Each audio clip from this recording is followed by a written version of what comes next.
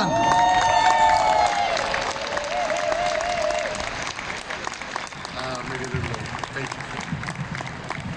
Thank you. It's great to be here. It's great to see that the movements are coming together. XR, Fridays, and the Gelende, and many others. My name is Esteban. I'm from Argentina. I've had to leave my country for fighting fracking in the region of Vaca Muerta, and which is being done by your companies from Germany and the rest of Europe that have the hypocrisy to do in the rest of the world climate crimes and ecocides that they are not allowed to do here. Germany and the climate debate of the political elite right now has nothing to do with the climate crisis, has nothing to do with the reality of the global south or even of Germany. Germany's emissions in the rest of the world are completely not addressed in this debate. This debate is framed to only look good to you, the electorate, the people that vote for them, to keep them being elected and perpetuating this fraud until the end of our times. There is no future when Germany continues to not address the role of their corporations in the rest of the world, such as fracking and many other operations that they're doing, because the emissions of Germany, just like the rest of Europe, these are imperial powers. These countries conquered most of the world, they colonized most of the world, and they continue to colonize the rest of the world through their companies. Just like the Dutch with the East India companies, they began colonization, the British, the Dutch, they all began colonization using corporations like that, and they continue to do that. The branch of colonialism today is Shell, BP, Wintershall from Germany, which by the way is the biggest oil company in your country, and I would like to ask you how many of you have ever heard of Wintershall. They have an office here, and they have headquarters in Kassel and in Hamburg.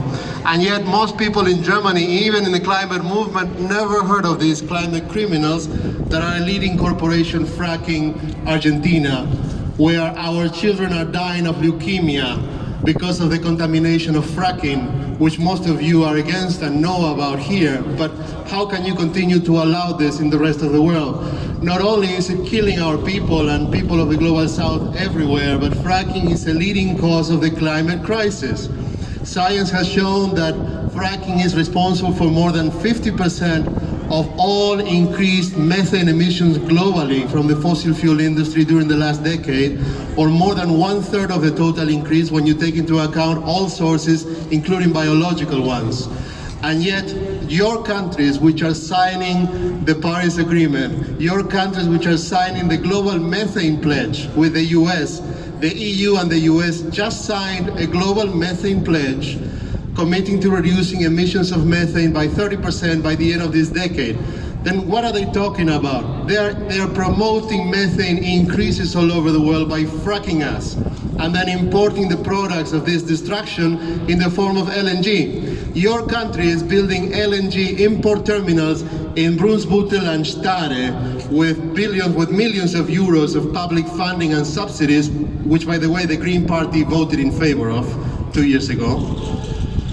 So what are we talking about here? This is total hypocrisy. The coalition talks are bullshit.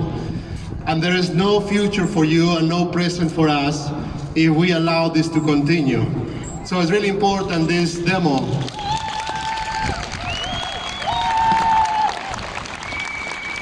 So I celebrate that we are here today because the climate crisis and the climate fight is not about abstract numbers and data and statistics, of which we have plenty of.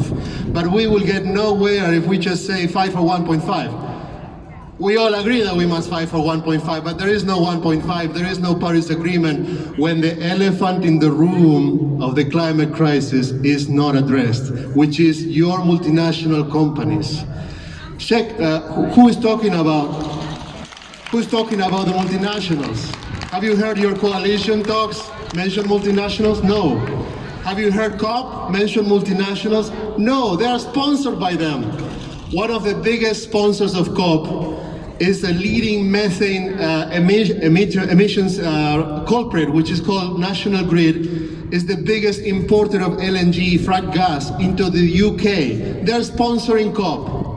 And 2 days ago, there was a scandalous article published where they found that National Grid is leaking methane in its facilities throughout the United Kingdom. Now, keep in mind, COP is where the US and the EU are going to announce this famous global methane pledge.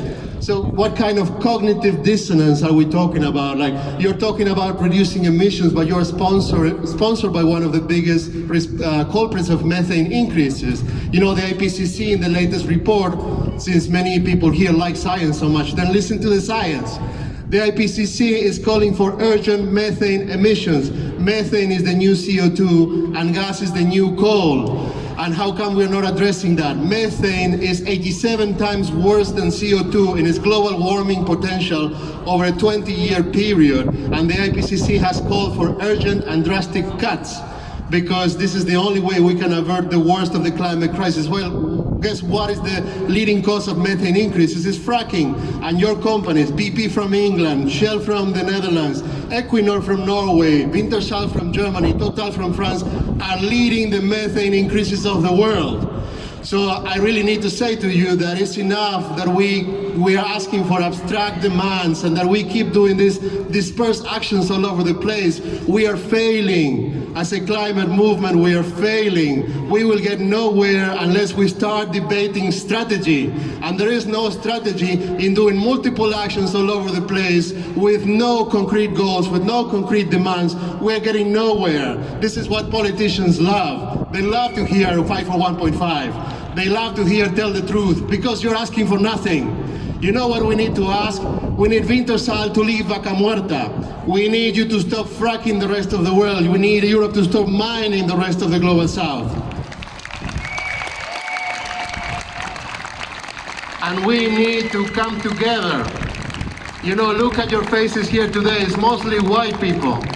And yet the BIPOC groups and the Latin American and Global South groups are also fighting for survival fights that need your help. And we need to come together. We need to overcome this cultural and racial abyss that divides us. We need to bring the Global South and the Global North together because this is a global fight. And since this is about international solidarity, one good opportunity is next, the 30th of this month, there will be an action, a demo throughout Germany for the Mayan train, against the Mayan train, which is actually being built by your companies, by Deutsche Bahn. They are doing a mega project in Mexico where they're going to displace indigenous people, violate human rights, destroy jungles, and there's no way that we can allow this to happen. And Global South movements are organizing a solidarity demo throughout Germany. That's a good opportunity for our movements, for your movements to come together and join. Because the only way, you know, the Global North has a lot of power, and here in Europe we can get arrested, like with Ende Gelände. We did an action in this summer blocking the Nord-Ostsee Canal, the busiest canal in the world, with kayaks. We got arrested and there was no consequences. We don't give the idea and we go home after a few hours. There's nowhere else in the world where you can do this. Try doing this in China. Try doing this in Russia or Africa or Latin America. It's impossible. They will torture you. They will disappear you. You will be put in jail. Even in the US, they've made it a felony to block a pipeline. Right now, there is one activist, a water defender, Jessica Resnicek. She was jailed. She was sentenced to 8 years in jail, labeled a terrorist by the law system of the US for defending water and blocking a pipeline. So the privilege that we have, that you have in Europe, especially the white movements, because the BIPOC and the people of color, they suffer a lot of racism from the police. They don't have that privilege. But use this privilege that you have now because the window will close. Because fascism is on the rise, and the window of opportunity for these privileged actions with high impact and low risk will be closed, and it will be too late.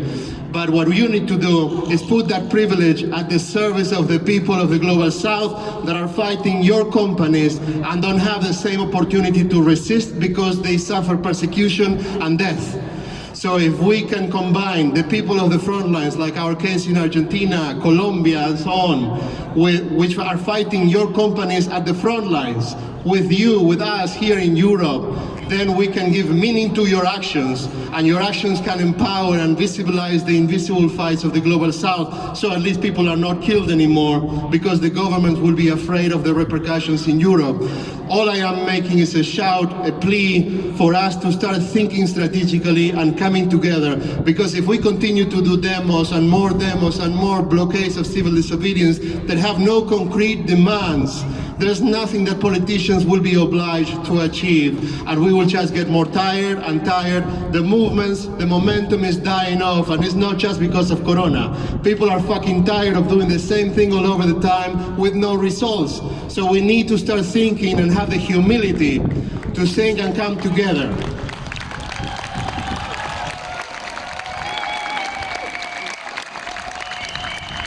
And also, if you would excuse me, I'm not from here, but if I may say, have the humility to be a little less Eurocentric, to be a little less self-centered. I know that you have ruled the world for the last 500 years, but this is the continent where all the problems came from. The solutions will not come from the same place, I'm sorry to say. You know who has the solutions? The people in the Global South, the indigenous peoples that have a different cosmovision, a different way to provide a way forward out of this corrupt and decaying system that we are part of here in Europe. So if you could have the humility to reach out to them, it's difficult. There's language barriers, cultural barriers, and prejudice in both sides.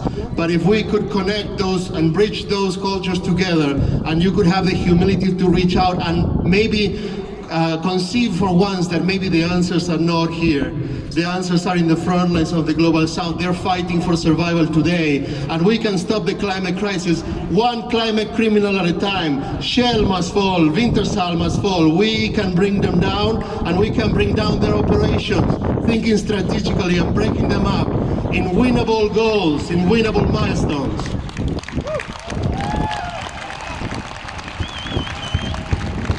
Yeah, they're telling me, and I don't want to go on forever, so thank you very much.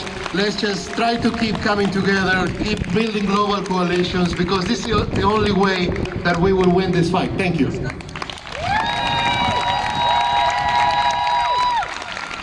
Dankeschön, Esteban.